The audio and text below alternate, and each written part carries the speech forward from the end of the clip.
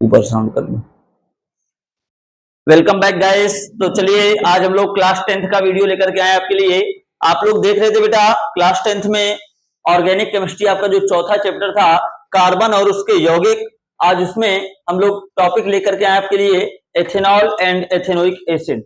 आपने पिछले वीडियो में देखा था हमने क्लास 10th की पूरी आईयूपीएससी कवर की हुई थी। जिसने अभी तक वो वीडियो नहीं देखा वो जाकर के देख सकता है। आईयूपीएससी हाई स्कूल की पूरे बेसिक्स उसमें मैंने आपको पढ़ाए हुए हैं। तो आज हम लोग बात करेंगे क्लास 10th में दो कार्बनिक यौगिक हैं एथिल एल्कोहल और एस्टिक एसिड। तो आज दोनों यौगिकों के बारे में हम लोगों को देखना है। तो आइए बेटा चर्चा करते हैं दोनों यौगिकों की। तो सबसे पहले आ रहा है स्टार कॉन्सेप्ट। ये एक ऐसा कॉन्सेप्ट है बेटा जो आपको हमेशा काम में आने वाला है, चाहे आप हाई स्कूल में हो, इंटर में हो, बीएससी में हो, हर जगह काम में आने वाला है। इस मेथड से, इस स्टार कॉन्सेप्ट के द्वारा आप एथिल एल्कोहल और एस्टिक अम्ल दोनों के निर्माण की दो विधियां देखेंगे और साथ ही देखेंगे इसके दोनों रासायनिक गुण। यानी एक कॉन्सेप्ट से आप दो चीजें देखने वाले हैं। तो आइए बात करते हैं इस स्टार कॉन्सेप्ट की। क्या है स्टार कॉन्सेप्ट? आइए देखते हैं बेटा। देखिएगा, मैंने लिया एक एल्कोहल, मैंने लिया बेटा एक एल्कोहल RCH2OH। ये आपका बेटा क्या है? ये आपका एक एल्कोहल है। इस एल्कोहल को अगर मैं ऑक्सीडाइज करूं, ऑक्सीडेशन करूं इसका, तो जितने कार्बन का एल्कोहल है उतने ही कार्बन का आपको देगा एल्डिहाइड। ये आपको ध्यान रखना है बेटा, जब भी आप एल्कोहल का ऑक्सीडेशन करोगे आपको क्या मिलेगा? एल्डिहाइड। और दोनों में कार्बन की संख्या क्या होगी? सेम होगी। अगर आप एल्डिहाइड का ऑक्सीडेशन करेंगे तो एल्डिहाइड के ऑक्सीडेशन से आपको क्या मिलेगा? एल्डिहाइड के ऑक्सीडेशन से आपको मिलेगा कार्बोक्सिलिक एसिड। क्या मिलेगा बेटा? Carboxylic acid. यहां भी कार्बन की संख्या समान होगी, जितने कार्बन एल्कोहल में उतने कार्बन एल्डिहाइड में और उतने ही कार्बन कार्बोक्सिलिक अम्ल में होंगे। यानी नंबर ऑफ कार्बन सब में क्या होंगे बेटा? सेम होंगे। क्लियर बात बेटा? देखिएगा, मैंने आपको बताया ये आपका क्या है? ये है आपका एल्कोहल। ये क्या आपका? एल्कोहल। ये आपका है एल्डिहाइड। इसको आप क्या बोलते हैं बेटा? एल्डिहाइड। और ये है आपका कार्बोक्सिलिक अम्ल। ये क्या बेटा? कार्बोक्सिलिक अम्ल। सब में देखिए बेटा कार्बन की संख्या क्या है? समान है। जितने कार्बन का एल्कोहल है उतने कार्बन का एल्डिहाइड, उतने ही कार्बन का कार्बोक्सिलिक अम्ल है। आपको अगर एल्कोहल से डायरेक्ट कार्बोक्सिलिक अम्ल बनाना है, अभी तो आपने कैसे बनाया? पहले एल्कोहल को ऑक्सीडाइज किया एल्डिहाइड में, एल्डिहाइड को ऑक्सीडाइज किया कार्बोक्सिलिक अम्ल में। मान लीजिए आपको डायरेक्ट एल्कोहल से एसिड बनाना है, तब आप क्या करते हैं? आप एक प्रबल ऑक्सीकारक ले लेते हैं। क्या ले लेते हैं? एक प्रबल ऑक्सीडाइजिंग एजेंट लेंगे, जैसे क्षारीय KMnO4 या अम्लीय K2Cr2O7 आपने ले लिया। जैसे क्षारीय KMnO4 या फिर आप ले सकते हो अम्लीय K2Cr2O7। इनकी उपस्थिति में एल्कोहल डायरेक्ट किस में कन्वर्ट होता है बेटा? कार्बोक्सिलिक अम्ल में। ध्यान रखिएगा, डायरेक्ट किस में कन्वर्ट होता है? डायरेक्ट कन्वर्ट होता है आपका कार्बोक्सिलिक अम्ल में। अब देखिए बेटा, अभी तो मैंने आपको एक तरफ से बताया, एल्डिहाइड का एल्कोहल को ऑक्सीडाइज किया एल्डिहाइड, एल्डिहाइड को ऑक्सीडाइज किया कार्बोक्सिलिक अम्ल। और अगर एल्कोहल से डायरेक्ट कार्बोक्सिलिक अम्ल बनाना है तो आपको क्या करना पड़ेगा? आपको किसी प्रबल ऑक्सीकारक को लेना पड़ेगा। मैंने एक स्ट्रॉन्ग ऑक्सीडाइजिंग एजेंट के रूप में या तो क्षारीय KMnO4 ले लिया या फिर अम्लीय K2Cr2O7 ले लिया, तो आपको क्या मिल गया? कार्बोक्सिलिक अम्ल। अगर मैं कार्बोक्सिलिक अम्ल का अपचयन करूं, क्या करूं बेटा? मैं कार्बोक्सिलिक अम्ल का मैं अपचयन करूं, तब क्या होगा? देखिए, अगर आप कार्बोक्सिलिक अम्ल का अपचयन करते हैं तो आपको मिलता है aldehyde. Number of carbon same है। एल्डिहाइड का अगर आप अपचयन करते हैं तो आपको मिलता है क्या? एल्कोहल। यहां भी नंबर ऑफ कार्बन क्या होंगे? सेम होंगे। अगर आपको कार्बोक्सिलिक अम्ल से डायरेक्ट एल्कोहल बनाना है, कार्बोक्सिलिक अम्ल से डायरेक्ट एल्कोहल बनाना है, तो आप क्या करते हैं? आप इसको अपचयित करते हो किसी स्ट्रॉन्ग ऑक्सीडाइज रिड्यूसिंग एजेंट के द्वारा। स्ट्रॉन्ग रिड्यूसिंग एजेंट के रूप में मैंने ले लिया लिथियम एल्यूमिनियम हाइड्राइड LiAlH4। इसको ले लिया बेटा, LiAlH4 को ले लिया, जो इसको किसमें बदल देगा? एल्कोहल में। ये बेटा ठीक है ना? ये एक मेन कॉन्सेप्ट है आपका। आप जब इंटर वगैरह में जाते हो तब आप कोई भी कार्बोक्सिलिक अम्ल, कोई भी एल्डिहाइड, कोई भी एल्कोहल ले सकते हो। अब बात करते हैं हम लोग अपने हाई स्कूल लेवल की। तो हाई स्कूल में हमारे दो टॉपिक हैं, एक एल्कोहल में एथिल एल्कोहल और कार्बोक्सिलिक अम्ल में एसिटिक अम्ल। तो देखिए बेटा, मेरे कहने का मतलब क्या है, अगर मैंने एथिल एल्कोहल लिया CH3 CH2OH, अगर मैंने एथिल एल्कोहल लिया, इसका जब मैं ऑक्सीडेशन करूंगा तो मुझे मिलेगा एसिटल्डिहाइड CH3CHO, और अगर मैं इसका ऑक्सीडेशन करूंगा तो मुझे मिलेगा एसिटिक एसिड CH3COOH। अगर मुझे एथिल एल्कोहल से डायरेक्ट एसिटिक एसिड बनाना है तो मैं क्या करूंगा, मैं अपने दोनों प्रबल आक्सीकारकों में से कोई एक ले लूंगा। जैसे मैंने ले लिया क्षारीय KMnO4, क्षारीय पोटेशियम परमैंगनेट, या मैं चाहता तो अम्लीय पोटेशियम डाइक्रोमेट भी ले सकता था। और अगर मैंने क्या किया बेटा, एसिटिक अम्ल का आप चयन किया तो मुझे मिलेगा एसिटल्डिहाइड। क्या मिलेगा? एसिटल्डिहाइड। एसिटल्डिहाइड का आप चयन करूंगा तो क्या मिलेगा मुझे? Ethyl alcohol. इनके नाम बेटा ध्यान रखिएगा, इसका नाम क्या है? इसका नाम है एथेनॉल। आईयूपीएसी नाम में जाएं तो इसका नाम है एथेनॉल, एथिल एल्कोहल। ये बेटा आपका एथेनॉल एसिटल्डिहाइड, क्या कहेंगे इसको आप? एथेनल। और इसको आप कहेंगे एथेनोइक एसिड। क्लियर बात बेटा? अब देखिए, अगर आपको डायरेक्ट जो आपका एथेनोइक एसिड है, एसिटिक एसिड है, इसको अगर डायरेक्ट एथिल एल्कोहल में कन्वर्ट करना है तो आप क्या करेंगे? तब आप क्या करेंगे, आप इसको किसी प्रबल अपचायक जैसे लिथियम एल्यूमिनियम हाइड्राइड के द्वारा अपचयित करेंगे तो आपको मिल जाएगा एथिल एल्कोहल। तब देखिए, इसके दो रासायनिक गुण और दो निर्माण कहां से मिल रहे हैं देखेंगे बेटा। अगर आपको एथिल एल्कोहल का निर्माण करना है तो आपको एक मेथड मिला, देखिएगा कि आप एथेनॉल यानी एसिटल्डिहाइड का आप चयन करें, एथिल एल्कोहल मिलेगा, या फिर आप एसिटिक अम्ल को लिथियम एल्यूमिनियम हाइड्राइड के द्वारा अपचयित करेंगे तो आपको क्या मिलेगा? एथिल एल्कोहल मिलेगा। क्लियर बात बेटा? ऐसे ही अगर इसके दो रासायनिक गुण करने, एक बार आपने क्या किया बेटा, एक बार आपने इसका ऑक्सीडेशन किया, एसिटल्डिहाइड मिला, दूसरी बार क्या किया आपने, क्षारीय KMnO4 के द्वारा किया तो आपको एसिटिक अम्ल मिला। ऐसे ही एसिटिक अम्ल का आप अगर आप निर्माण करना चाहते हो तो एक बार इससे करोगे एसिटल्डिहाइड से, एक बार एथिल एल्कोहल से।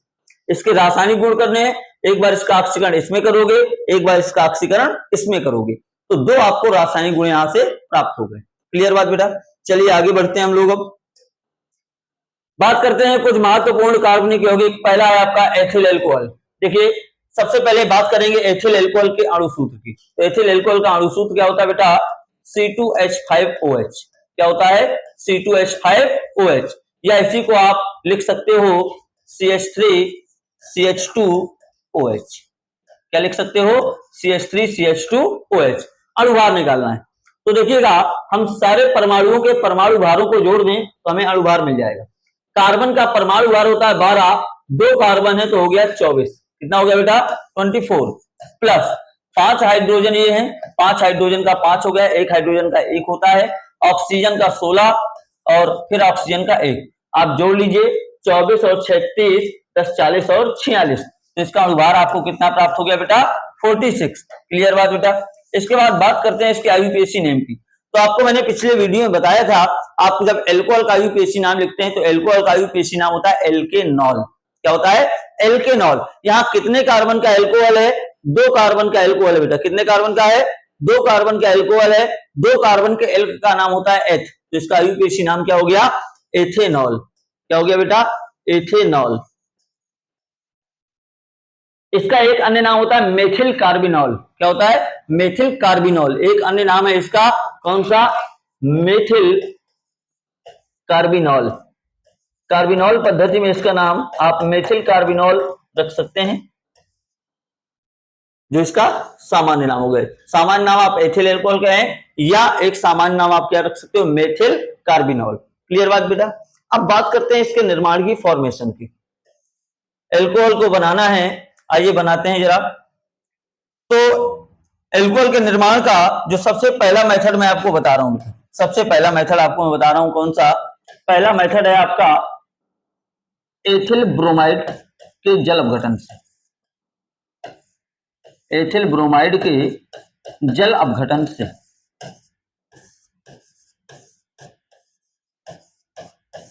एथिल ब्रोमाइड के जल अपघटन से। आइए इसका जल अपघटन करते हैं। बेटा जब इसका जल अपघटन करना है तो हम लोग क्या करते हैं, एथिल ब्रोमाइड का जब क्षारीय जल अपघटन कराते हैं तो हमें एथिल ब्रोमाइड से एथिल एल्कोहल प्राप्त होता है। आइए जरा देखते हैं रिएक्शन इसकी। मैंने ले लिया बेटा एथिल ब्रोमाइड। एथिल ब्रोमाइड क्या होता है आपका, CH3CH2Br। ये आपका क्या हो गया बेटा, एथिल ब्रोमाइड। क्षारीय जल अपघटन कराना है यानी NaOH या फिर KOH के जलीय विलयन के साथ इसकी क्रिया कराइए। ये विलयन आपको कैसा लेना है बेटा, जलीय लेना है। ध्यान रखिएगा हमेशा जलीय विलयन के साथ जब इसकी क्रिया कराओगे होगा क्या बेटा, इससे Br समूह इससे पोटेशियम समूह एक साथ निकलेंगे। देखिए बेटा कबर खुद गई। क्या खुद गई बेटा, कबर खुद गई। कबर क्यों खुदी, क्योंकि एक ऐसा यौगिक बन रहा है जिसको पीने से इंसान निपट जाता है, इसलिए क्या हो गई बेटा, कबर खुदी। ये देखिए कबर खुदी, यहां KBr निकल गया, बचा गया CH3CH2OH, CH3CH2OH एथिल एल्कोहल, और यहां निकल क्या गया बेटा, पोटेशियम ब्रोमाइड KBr। तो पहला मेथड आपका क्या हो गया, जब आप एथिल ब्रोमाइड का क्षारीय जल अपघटन कराते हैं तो एथिल एल्कोहल प्राप्त होता है। क्लियर बात बेटा, ये आपका पहला मेथड हुआ। ये आपका क्या हुआ, पहला मेथड हुआ। दूसरा नंबर इसका देखते हैं हम लोग। सेकंड मेथड इसका क्या होगा, सेकंड मेथड में मैं करवा रहा हूं एथिल एसीटेट के जल अपघटन से। किससे करना है बेटा, एथिल एसीटेट के जल अपघटन से।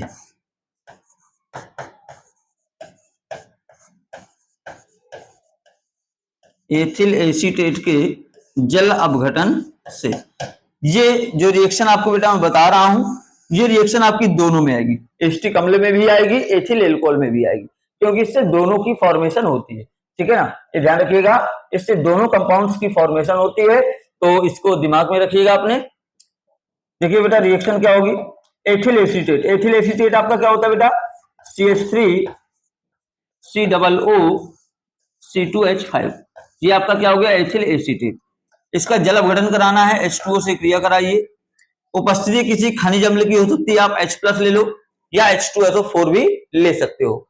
तो होगा क्या बेटा, CH3COO के साथ H2O का H+ आ जाएगा तो CH3COOH बन जाएगा, और C2H5 के साथ इसका OH आ जाएगा। H2O को जब आप तोड़ते हो तो H+ और OH- आपको मिलते हैं, तो OH इसका चला जाएगा C2H5 के साथ और H चला जाएगा CH3COO के साथ, तो आपको मिलेगा C2H5OH C2H5OH प्लस CH3COOH। तो ये रिएक्शन देखिए बेटा, ये रिएक्शन आपको दोनों जगह काम में आने वाली है।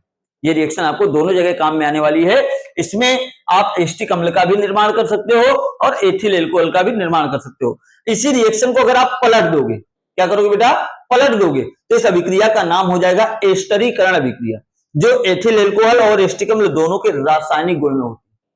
इसी अभिक्रिया को आप पलट दोगे, उत्पाद को बना दोगे अभिकारक, अभिकारक को बना दोगे उत्पाद, अभिक्रिया का नाम हो जाएगा एस्टरीकरण अभिक्रिया। ध्यान रखिएगा, जहां एस्टरीकरण अभिक्रिया एथिल एल्कोहल एसिटिक अम्ल दोनों के रासायनिक गुण में काम आने वाली है, और ये अभिक्रिया जो अभी आपने की एथिल एसीटेट के जल अपघटन से, ये दोनों के निर्माण में सहायता करेगी आपकी। ध्यान रखिएगा बेटा। आइए अगला मेथड देखते हैं हम लोग। अब आप एथिल एल्कोहल अगर बना रहे हैं तो अगला मेथड हम लोग देखते हैं एसिटल्डिहाइड से। तो थर्ड नंबर आपका आया एसिटल्डिहाइड से।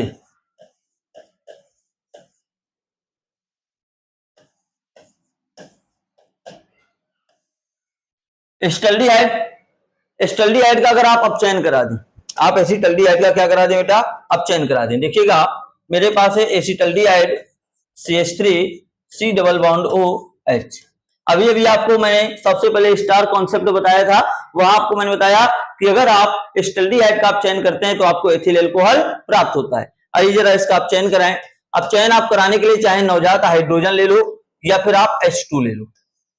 तो देखिए क्या होगा बेटा, कार्बन और ऑक्सीजन के बीच का बॉन्ड टूटेगा। ये वाला जो बॉन्ड है आपका, ये बॉन्ड ब्रेक हो जाएगा।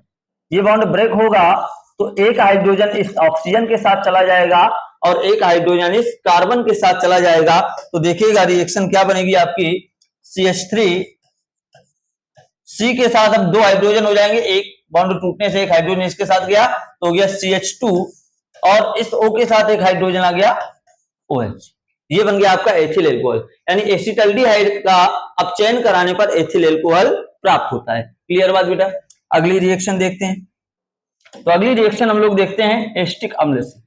किससे देखते हैं बेटा? एसिटिक अम्ल से।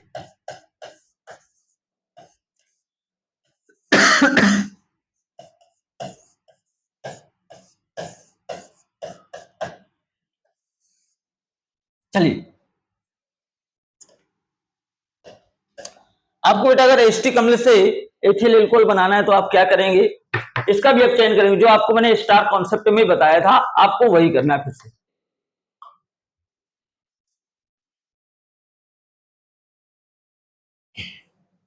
देखिए बेटा, एसिटिक अम्ल आपका क्या होता है? CH3COOH। क्या होता है बेटा? CH3COOH। इसका आपको अपचयन कराना है किसकी उपस्थिति में बेटा? आप अपचयन करा रहे हो LiAlH4 की उपस्थिति में, लिथियम एल्यूमिनियम हाइड्राइड की उपस्थिति में, LiAlH4। इसकी उपस्थिति में आप इसका क्या करवा रहे हो बेटा? अपचयन करा रहे हो। जब इसका आप अपचयन कराओगे तो होगा क्या? कार्बन और ऑक्सीजन के बीच के बॉन्ड टूट जाएंगे और जो आपके हाइड्रोजन है वो ऑक्सीजन, ये OH समूह हाइड्रोजन के साथ जाएगा H2O के रूप में, और आपका क्या बनेगा देखिएगा? CH3। आप इसको समझने के लिए ऐसे भी लिख सकते हो, देखिएगा, इसको समझने के लिए आप इस तरह से भी लिख सकते हैं, CH3C डबल बॉन्ड OH। ये तो इसका ऑक्सीजन निकल जाएगा हाइड्रोजन के साथ। किसके साथ बेटा? हाइड्रोजन के साथ। तो ऑक्सीजन और हाइड्रोजन आपस में मिलकर के जल के रूप में निकल जाएंगे। कार्बन की 2 वैलेंसी फ्री हो जाएंगे, 2 हाइड्रोजन इसके साथ आ जाएंगे। यानी टोटल कितने हाइड्रोजन यूज होंगे बेटा? 4। कितने? 4।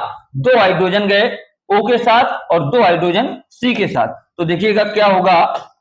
CH3C के साथ बेटा 2 हाइड्रोजन आ गए आपके, C के साथ आपके 2 हाइड्रोजन आ गए, तो क्या हो जाएगा देखिएगा? CH3CH2OH, और निकल क्या गया आपका? जल। तो ये एथिल एल्कोहल की फॉर्मेशन के मेथड थे। मैंने आपको 4 मेथड आपको बता दिए। ये दोनों आपने अभी देखे थे स्टार कॉन्सेप्ट में। ठीक है बेटा, आइए आगे बात करते हैं एथिल एल्कोहल के भौतिक गुण। तो ये आप ध्यान रखिएगा बेटा, यह एक रंगहीन मीठी गंध वाला द्रव है। एथिल एल्कोहल आपने देखा होगा दैनिक जीवन में, आपके आस पड़ोस में आपने देखा होगा कई बार जो है, तो ये रंगहीन होता है, मीठी गंध वाला होता है। इसका स्वाद तीक्ष्ण होता है, लेकिन फिर भी इंसान इसको पीता हुआ चला जाता है। कमरे के ताप पर द्रव अवस्था में होता है, आपने देखा होगा हमेशा लिक्विड स्टेट में होता है।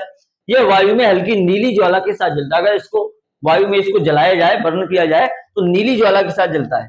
जल और कार्बनिक विलायकों में मिले होता है। आप इसको पानी के साथ या किसी कार्बनिक विलायक के साथ अगर इसको घोलेंगे तो उसमें घुल जाएगा। इसका क्वथनांक 78.2 डिग्री सेल्सियस होता है। क्वथनांक ध्यान रखिएगा 78.2 डिग्री सेल्सियस। ये इसकी फिजिकल प्रॉपर्टीज हो गई। आइए बात करते हैं केमिकल प्रॉपर्टीज। एथिल एल्कोहल के रासायनिक गुण। पहला है आपका क्षार धातुओं से क्रिया। पहली बात क्या आ रही है? क्षार धातुओं से क्रिया। क्षार धातुएं जो आपका एथिल एल्कोहल है, जैसे आपकी क्षार धातुएं हैं सोडियम, पोटेशियम, एल्यूमिनियम, जो सक्रिय धातुएं, इन सक्रिय धातुओं से क्रिया करेगा और हाइड्रोजन गैस को विस्थापित कर देगा। देखिए आपका एथिल एल्कोहल क्या होता है? CH3 CH2OH। इसको रिएक्ट कराया मैंने एक क्षार धातु Na के साथ, तो सोडियम जाकर के हाइड्रोजन को रिप्लेस कर देगा। तो क्या हो जाएगा? CH3 CH2ONa प्लस हाइड्रोजन निकलेगा गैस के रूप में। अब रिएक्शन को आप बैलेंस कर दीजिए। आप देखिए यहां से 2 हाइड्रोजन निकले थे, तो आप यहां पर 2 से गुणा कर दीजिए। अब जब CH3 CH2 के आगे 2 का गुणा हो गया, तो यहां भी आप 2 का गुणा करिए। सोडियम भी 2 हो गए, आप यहां भी 2 का गुणा कर दीजिए। आपकी रिएक्शन क्या हो गई? बैलेंस हो गई। इसका नाम क्या है? इसका नाम है सोडियम एथॉक्साइड। क्या नाम बेटा? Sodium ethoxide. इसकी भाषा क्या बनेगी कि एथिल एल्कोहल सक्रिय धातुओं से क्रिया करके, जो क्षार धातुएं हैं उनसे क्रिया करके सोडियम एथॉक्साइड का निर्माण कर दिया, धात्विय एल्कोक्साइड का निर्माण करता है और हाइड्रोजन गैस को विस्थापित करता है। इसके बाद बात करते हैं बेटा एसिटिक अम्ल से क्रिया, एस्टरीकरण विक्रिया। जो अभी आपको मैंने पीछे बताया था कि जिस विधि से आप दोनों एथिल अल्कोहल एस्टिक अम्ल दोनों का निर्माण कर रहे थे, मैंने कहा था उसको पलट दीजिए, वही अभिक्रिया आ गई एस्टिक अम्ल से क्रिया, नाम है एस्टरीकरण अभिक्रिया। देखिए बेटा, मैंने ले लिया एस्टिक अम्ल CH3 C double bond O OH, इसको रिएक्ट कराया मैंने एथिल अल्कोहल C2H5OH के साथ। उपस्थिति होती है किसी खनिज अम्ल की, भाषा इसकी क्या बनती है बेटा, देखिएगा, जब एथिल अल्कोहल खनिज अम्लों की उपस्थिति में एस्टिक अम्ल के साथ क्रिया करता है तो एक एस्टर का निर्माण करता है। किसका निर्माण करता है? एस्टर का निर्माण करता है, और अभिक्रिया एस्टरीकरण अभिक्रिया कहलाती है। देखिए एस्टर कहां से बनेगा, होगा क्या बेटा, इसका जो हाइड्रोजन है इसके OH समूह के साथ चला जाएगा तो OH और H मिलकर के जल बना देंगे, बचेगा क्या CH3 C double bond O C2H5। देखिएगा आपने ये निकाल दिया H और OH, यहाँ क्या बचा CH3 C double bond O C2H5 plus H2। ये जो एस्टर बना, इस एस्टर का नाम क्या है बेटा, इस एस्टर का नाम है एथिल एसीटेट। इस एस्टर का नाम क्या है?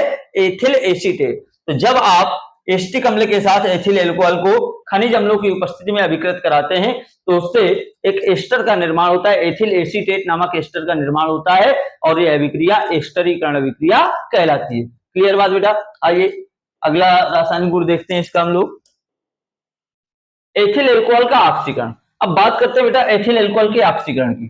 तो एथिल अल्कोहल के ऑक्सीकरण के बारे में आपको पता है कि अगर आप एथिल अल्कोहल का ऑक्सीकरण करते हैं तो एथिल अल्कोहल ऑक्सीकृत होकर के आपको देता है एसिटल्डिहाइड। लेकिन अगर आप किसी स्ट्रॉन्ग ऑक्सीडाइजिंग एजेंट जैसे क्षारीय KMnO4 या अम्लीय K2Cr2O7 के द्वारा ऑक्सीकृत कराएंगे तो आपको देगा एस्टिक अम्ल। तो आइए देखते हैं वही दोनों प्रॉपर्टीज।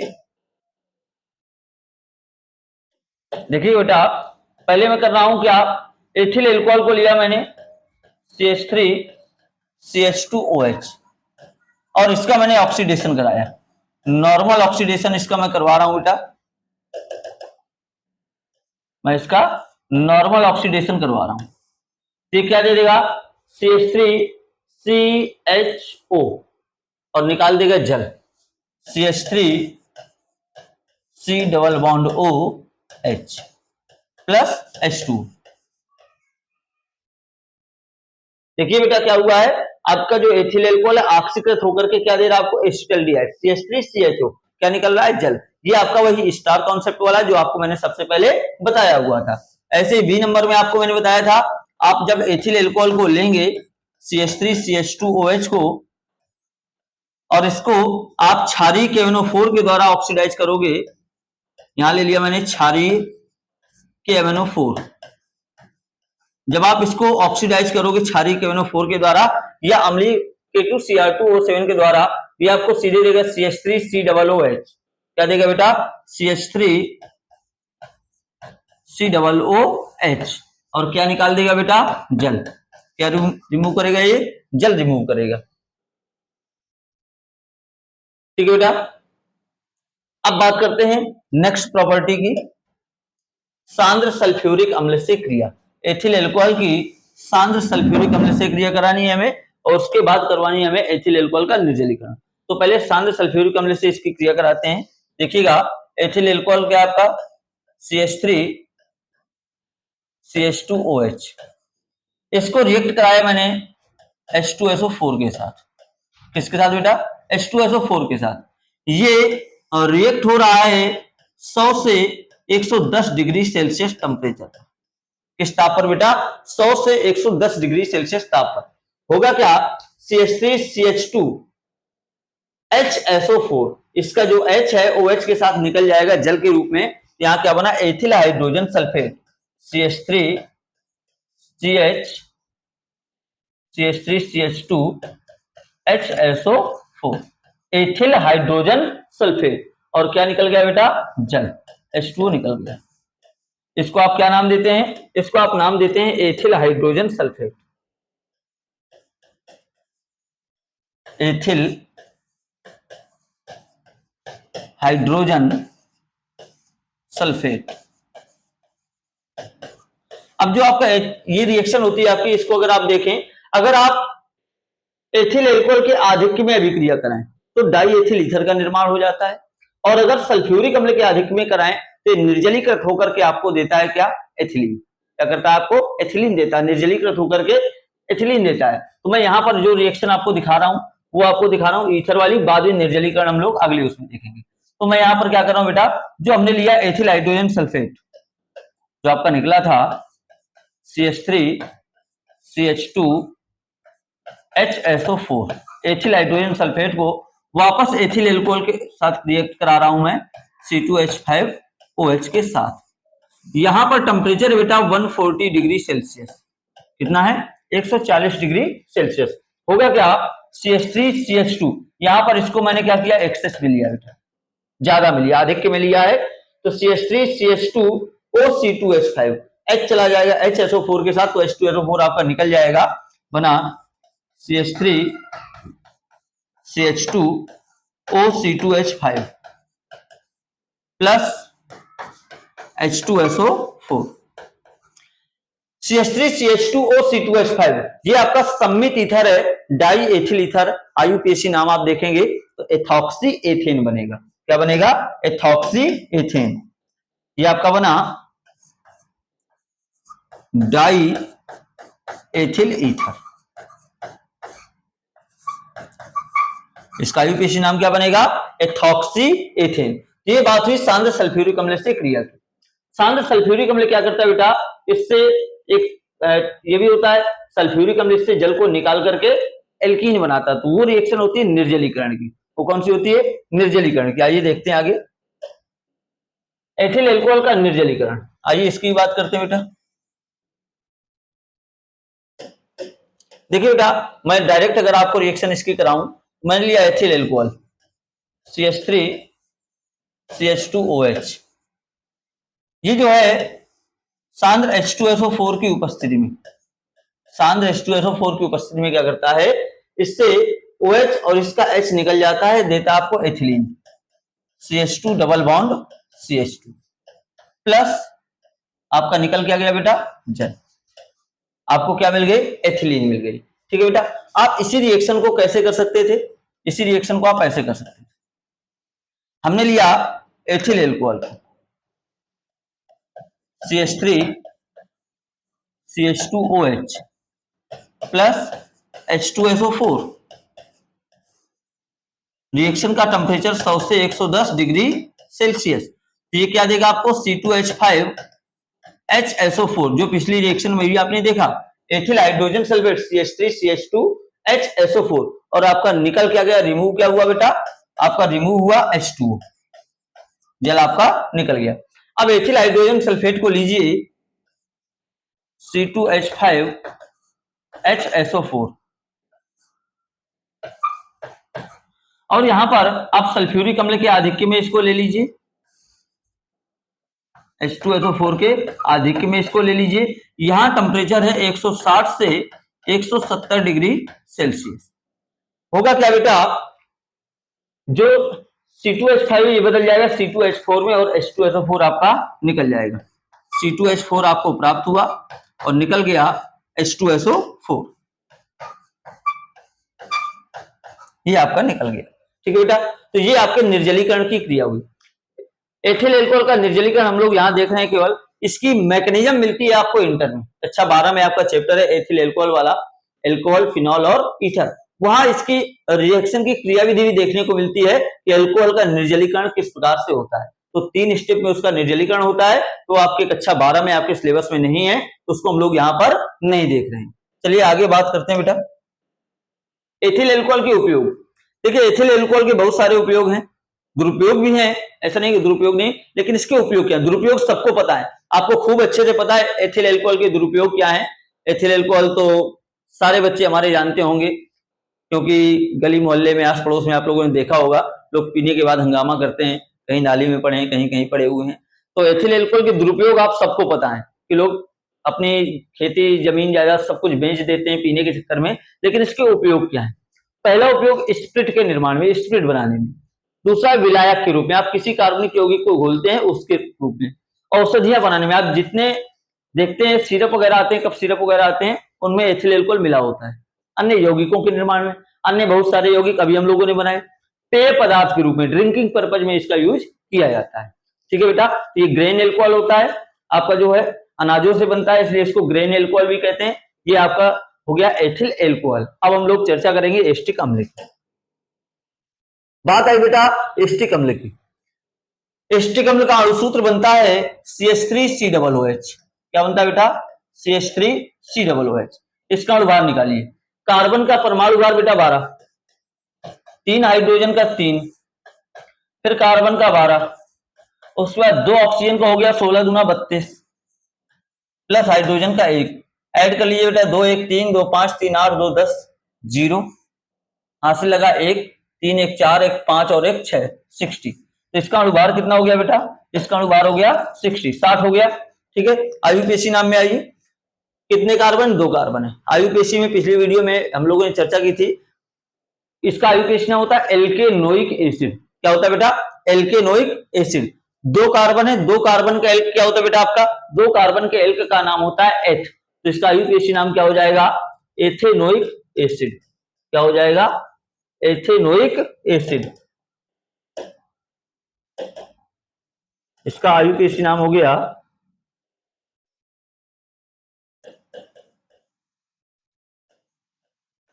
Ethanoic acid. सामान्य नाम की बात करूं, एस्टिक अम्ल एक प्रकार का सामान्य नाम है, लेकिन इसके अलावा इसको हम लोग सिरके का अम्ल भी कहते हैं। क्या कहते हैं बेटा? सिरके का अम्ल। सिरका आप लोग जानते होंगे।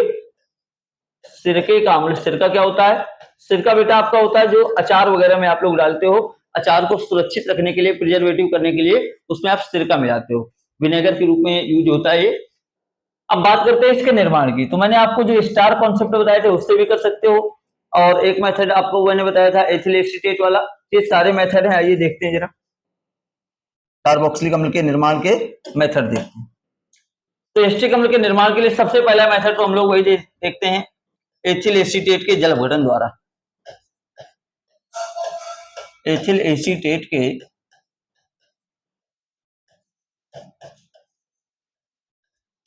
जल अपघटन द्वारा।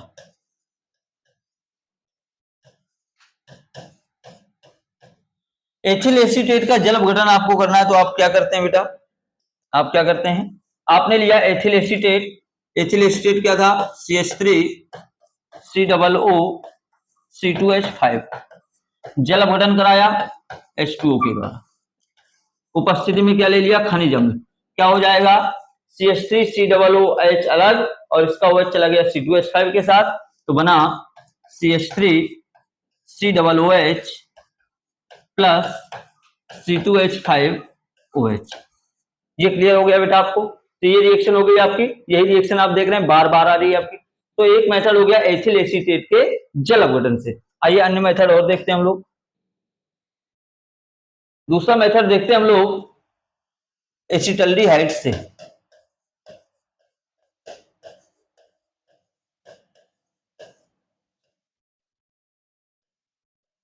दूसरा मेथड देखते हैं किससे बेटा? एसिटल्डिहाइड से। एसिटल्डिहाइड क्या होता है आपका? CH3CHO। क्या होता है? CH3CHO। CH3CHO का आप क्या कर दें बेटा? ऑक्सीडेशन। क्या कर दें? ऑक्सीकरण कर दें, तो आपको दे देगा CH3COOH। क्या दे देगा आपको? CH3COOH। पहला एक मेथड ये हो गया आपका। अगले मेथड की ओर बढ़े तो आप कर सकते हो एथिल एल्कोहल से। एथिल एल्कोहल से। एथिल एल्कोहल से बेटा कैसे करना है? तो आप ले लेंगे एथिल एल्कोहल को, उसका ऑक्सीकरण कराएंगे। मैंने ले लिया एथिल एल्कोहल CH3CH2OH, और इसका ऑक्सीडेशन कराया क्षारीय KMnO4 के द्वारा। किसके द्वारा बेटा? क्षारीय KMnO4 के द्वारा। जब इसका ऑक्सीडेशन होगा तो क्या दे देगा ये? CH3COOH, CH3COOH, और निकल जाएगा जल। CH3COOH plus H2O। तो ये एस्टिक अम्ल के निर्माण के कुछ मेथड हो गए जिनसे आप आसानी से एस्टिक अम्ल का निर्माण कर सकते हैं। अब बात करते हैं इसके भौतिक गुणों की। आइए बात करते हैं भौतिक गुणों की। एस्टिक अम्ल के भौतिक गुण देखिए, शुद्ध एस्टिक अम्ल एक रंगहीन सिरके जैसी गंध वाला संक्षारक द्रव है। शुद्ध एस्टिक अम्ल सिरके जैसी गंध वाला एक संक्षारक द्रव है, रंगहीन होता है, जल से भारी होता है, एल्कोहल और ईथर में विलय होता है, स्वाद में खट्टा होता है, चूंकि अम्ल है तो स्वाद में खट्टा होता है, और क्वथनांक होता है 118 डिग्री सेल्सियस। तो ये इसके भौतिक गुण हैं। अब आइए बात करते हैं रासायनिक गुणों की। रासायनिक गुणों में देखिए पहला कहा गया वही एस्टरीकरण अभिक्रिया, जो इसकी बार बार चर्चा हो रही है, बार बार चर्चा हो रही है। एस्टरीकरण अभिक्रिया क्या है आपकी, आप लोग लेते हैं क्या एस्टिक अम्ल को CH3COOH, इसको रिएक्ट कराते हैं किसके साथ, एथिल एल्कोहल के साथ, C2H5OH के साथ। उपस्थिति में क्या लेते हैं, खनिज अम्ल, H+ ले लो या H2SO4 ले लीजिए। क्या होगा बेटा, CH3COO C2H5 बन जाएगा, जल आपका रिमूव हो जाएगा। क्या बन गया देखिए, CH3COO C2H5 प्लस H2O। बेटा मैंने CH3COO C2H5 का नाम क्या बताया आप लोगों को, अभी अभी जस्ट पीछे रिमाइंड कराया था मैंने, तो इसका नाम क्या होता है, एथिल एसीटेट। क्या नाम होता है, एथिल एसीटेट। CH3COO ये आपका एसीटेट होता है, CH3COO minus acetate ion, ethyl group जुड़ गया, नाम हो गया एथिल एसीटेट। एक प्रकार का एस्टर है, क्योंकि इस अभिक्रिया में एस्टर का निर्माण हो रहा है, इसलिए अभिक्रिया का नाम क्या है, एस्टरीकरण अभिक्रिया। अगला रासायनिक गुण देखते हैं, अम्लीय गुण। अब देखिए यहां से एक क्वेश्चन आपसे मैं कर सकता हूं, क्या सिद्ध कैसे करेंगे आप कि एस्टिक अम्ल एक अम्ल है, आप कैसे प्रूफ करेंगे कि एस्टिक अम्ल एक अम्ल है, कैसे बताएंगे। सोचिए, आपको पता है कि एस्टिक अम्ल एक अम्ल है, लेकिन आप प्रूफ कैसे करेंगे, सिद्ध कैसे करेंगे कि वाकई में एस्टिक अम्ल एक अम्ल है। तो देखिएगा, इसको अगर आपको प्रूफ करना है तो आप क्या करेंगे, आप सबसे पहला काम ये करेंगे, आप एस्टिक अम्ल को आयनीकृत करेंगे, एस्टिक अम्ल को आयनीकृत करेंगे। जब आप इसको आयोनाइज करोगे तो आपको देगा ये CH3COO माइनस यानी एसीटेट आयन प्लस H+। अब आप यहां से कह सकते हो कि वे पदार्थ जिनमें H+ आयन उपस्थित होता है अम्ल होते हैं। तो देखिए ये आपको H+ आयन दे रहा है, यानी ये अम्ल है। दूसरा तरीका क्या है, आप एस्टिक अम्ल की सोडियम से क्रिया कराइए, एस्टिक अम्ल की क्रिया कराइए किसी सक्रिय धातु के साथ, जैसे सोडियम है, पोटेशियम है, एल्यूमिनियम है, मैंने सोडियम के साथ इसको रिएक्ट करवाया। तो आपको पता है कि जो आपके अम्ल होते हैं वो विद्युत रासायनिक श्रेणी में जो ऊपर स्थित धातुएं होती हैं, सक्रिय धातुएं होती हैं, वो तनु अम्लों से क्रिया करके हाइड्रोजन गैस को विस्थापित करती हैं। अगर ये तनु अम्ल है तो सोडियम इससे हाइड्रोजन गैस को विस्थापित कर देगा। तो देखिएगा, सोडियम हाइड्रोजन को जब विस्थापित करेगा तो बनाएगा क्या, CH3COONA, और क्या निकालेगा, हाइड्रोजन गैस रिमूव करेगा आपकी। तो देखिए बैलेंस करिएगा, इसके आगे 2 लगाइए, इसके आगे 2 लगाइए, इसके आगे 2 लगाइए, रिएक्शन आपकी क्या हो गई, बैलेंस हो गई। ये बना आपका क्या, सोडियम एसीटेट। क्या बना, सोडियम एसीटेट। ये एक चीज मेरी बेटा ध्यान रखिएगा, ध्यान क्या रखिए, ये रिएक्शन आपकी कई बार पूछी गई, इन्हीं रिएक्शनों से आपसे पूछता है क्या होता है जब कैसे प्राप्त करेंगे, भी आपसे पूछ लेता है हाई स्कूल लेवल पे भी। तो ये रिएक्शन बोर्ड एग्जाम में आ चुकी है कि अगर एस्टिक अम्ल की सोडियम से क्रिया कराएंगे तो क्या होगा। तो ध्यान रखिए क्या होगा, सोडियम हाइड्रोजन को रिप्लेस कर देगा और बनाएगा सोडियम एसीटेट। तीसरा तरीका क्या है, आपको पता है कोई भी अम्ल होता है वो क्षारकों से क्रिया करता है, कोई भी अम्ल होता है वो क्षारकों से क्रिया करता है, और क्षारकों से क्रिया करके लवण और जल का निर्माण करता है। तो मैं एस्टिक अम्ल की क्रिया एक क्षारक के साथ करवा दूं, मैंने लिया CH3COOH और इसको रिएक्ट कराया NaOH के साथ, तो होगा क्या, इसका OH और इसका H जल के रूप में निकल जाएगा और CH3COONA बन जाएगा, बना sodium acetate, CH3COONA plus water आपका रिमूव हो गया।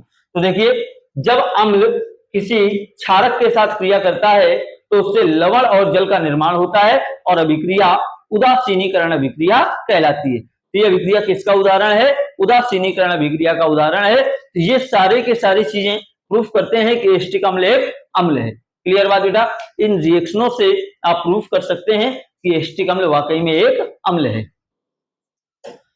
आइए आगे बढ़ते हैं, बात करते हैं धातु कार्बोनेटों और बाइकार्बोनेटों से क्रिया। देखिएगा, मैंने लिया एस्टिक अम्ल CH3COOH, इसको मैंने धातु कार्बोनेट लिया सोडियम कार्बोनेट को ले लिया Na2CO3, और धातु बाई कार्बोनेट के साथ भी क्रिया करा दूं इसकी CH3COOH प्लस NaHCO3। मैंने एक ले लिया धातु कार्बोनेट सोडियम कार्बोनेट और धातु बाई कार्बोनेट के रूप में सोडियम हाइड्रोजन कार्बोनेट या सोडियम बाई कार्बोनेट को ले लिया।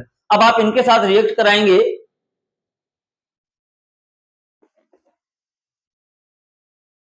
तो बेटा आपको पता है कि जब कोई अम्ल किसी धातु कार्बोनेट या बाई कार्बोनेट के साथ क्रिया करता है, सेकंड चैप्टर में आप पढ़ते हैं कि जब कोई अम्ल किसी धातु कार्बोनेट या धातु बाई कार्बोनेट के साथ क्रिया करता है तो लवण बनाता है और CO2 गैस को रिलीज करता है। तो देखिए क्या होगा, CH3COONA क्या बनेगा आपका CH3COONA। आप क्या क्या निकला बेटा CH3COONA। क्लियर बात।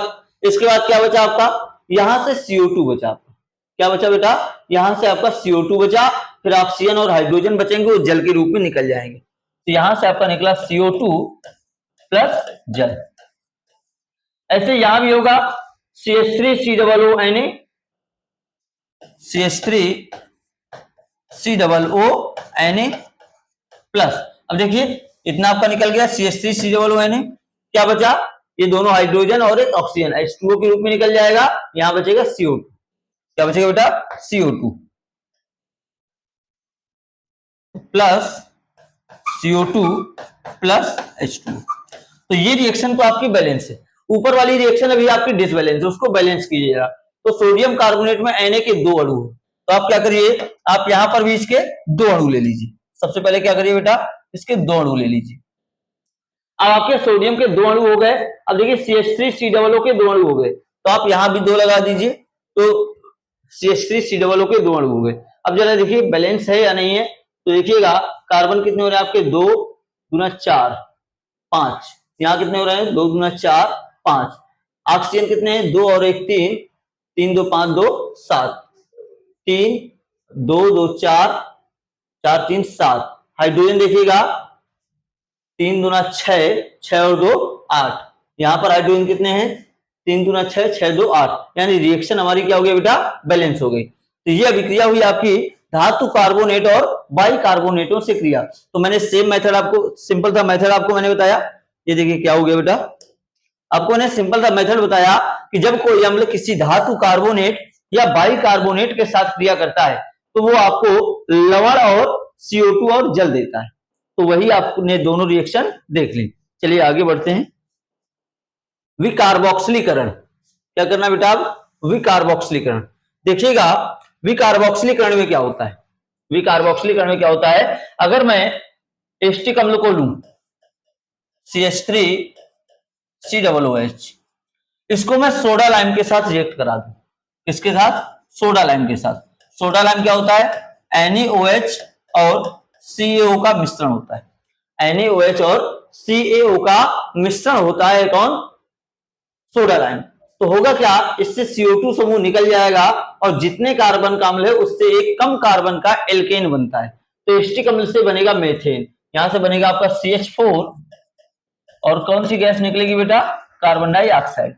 तो देखिएगा हमेशा ध्यान रखिए विकार्बोक्सिलीकरण की क्रिया में कौन सी गैस निकलती है, कार्बन डाइऑक्साइड।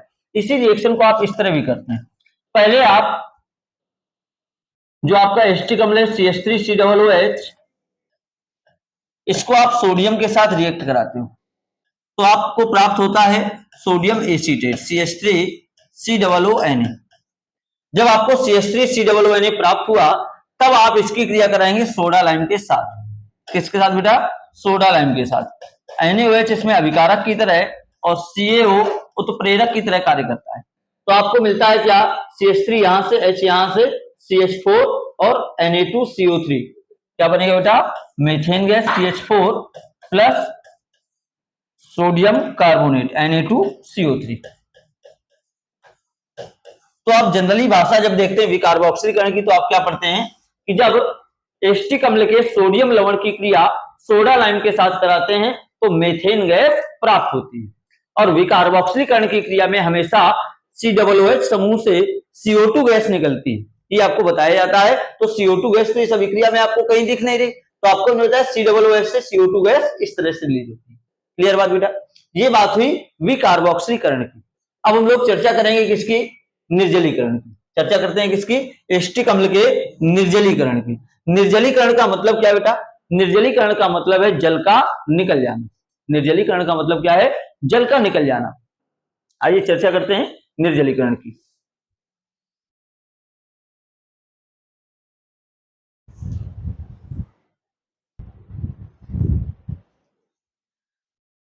निर्जलीकरण में बेटा क्या होता है? हम लोग अम्ल से जल को निकाल देंगे। देखिएगा, मैंने लिया CH3COOH, इसको मैं समझाने के लिए इस तरह से लिखे दे रहा हूं,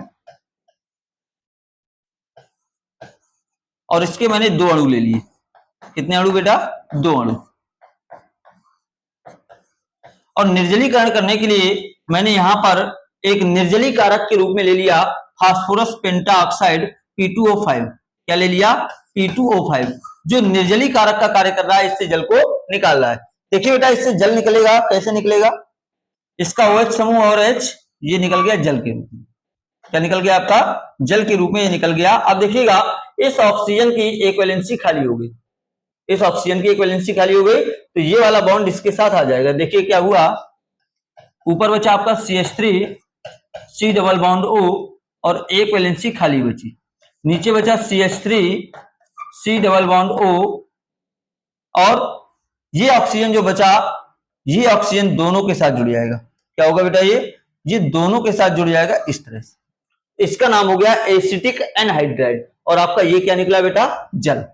ये क्या निकला? आपका वाटर रिलीज हुआ आपका, तो ये हो गया एसिटिक एनहाइड्राइड। तो जब किसी अम्ल से आप जल को निकालते हो निर्जलीकारक की उपस्थिति में, तो उससे एनहाइड्राइड का निर्माण होता है। तो हमने एसिटिक अम्ल से क्या बना दिया बेटा? Acetic anhydride. इसका नाम क्या बेटा? Acetic anhydride. इसका नाम हो गया एसिटिक एनहाइड्राइड। क्लियर बात बेटा? चलिए आगे बढ़ते हैं हम लोग और देखते हैं, पहुंचते हैं अपचयन में। एस्टिक अम्ल का अपचयन करते हैं। तो एस्टिक अम्ल के अपचयन के लिए भी आपको मैंने 2 तरीके बताए। पहला तरीका क्या है? आप एस्टिक अम्ल का अपचयन करिए नॉर्मली, CH3COOH का नॉर्मली आप अपचयन करिए, तो होगा क्या बेटा? ये आपको ये कन्वर्ट हो जाएगा किसमें?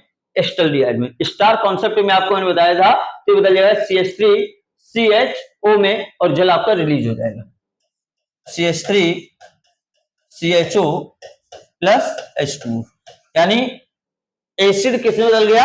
एल्डिहाइड में। ठीक है ना? अब देखिए, यहां पर हाइड्रोजन ले लीजिए 2। दूसरा तरीका आपको मैंने क्या बताया था कि आप डायरेक्ट इसको आप चेंज कर दीजिए किसमें? एल्कोहल में। मैंने ले लिया एस्टिक अम्ल CH3COOH। इसका बेटा आप चयन किया मैंने किसके द्वारा? लिथियम एल्यूमिनियम हाइड्राइड के द्वारा। जब इसका अपचयन होगा तो ये क्या दे देगा? CH3CH2OH। इसका अपचयन होगा तो ये क्या देगा मुझे? Ethyl alcohol CH3CH2OH। और निकलेगा क्या बेटा? निकलेगा आपका वाटर। यहां पर इसके 4 हाइड्रोजन आप यूज करेंगे। तो ये बात हुई बेटा एस्टिक अम्ल के अपचयन की। आइए आगे हम लोग बात करते हैं एस्टिक अम्ल के उपयोग की। तो इसका पहला उपयोग है प्रयोगशाला में अभिकर्मक के रूप में। हम लोग लैब में इसका यूज करते हैं रिएजेंट के रूप में, विलायक के रूप में, किसी पदार्थ को घोलने के लिए इसका यूज करते हैं। अन्य कार्बनिक यौगिकों के निर्माण में हमने बहुत सारे यौगिक बनाए अभी, रंग और कागज उद्योग में, सिरके के रूप में, और ग्लेशियल एस्टिक अम्ल के रूप में। ग्लेशियल एस्टिक अम्ल क्या होता है? जो ठंडे प्रदेश होते हैं, जो ठंडे प्रदेश होते हैं वहां एस्टिक अम्ल जम जाता है, बर्फ के जैसा हो जाता है, और उसको हम लोग बोलते हैं ग्लेशियल एस्टिक अम्ल। तो सर्दियों में या ठंडे प्रदेशों में जब एस्टिक अम्ल जम जाता है तब उसे हम लोग कहते हैं ग्लेशियल एस्टिक एसिड। तो आज के वीडियो में बेटा बस इतना ही रखेंगे।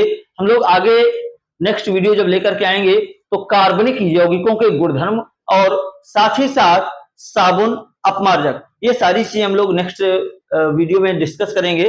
तो वीडियोस अगर पसंद आते जा रहे हो तो बेटा चैनल को लाइक करना, सब्सक्राइब करना और शेयर करना बिल्कुल ना भूलें और लगातार जुड़ते रहिए और देखते रहिए। आपको क्लास 11th, क्लास 12 सारी क्लासें आपको मिल रही हैं, केमिस्ट्री, फिजिक्स सारी क्लासें आपको लगातार अवेलेबल हो रही हैं। तो हमसे जुड़ते रहिए, मिलते हैं नेक्स्ट वीडियो में। आज के लिए इतना ही, थैंक यू।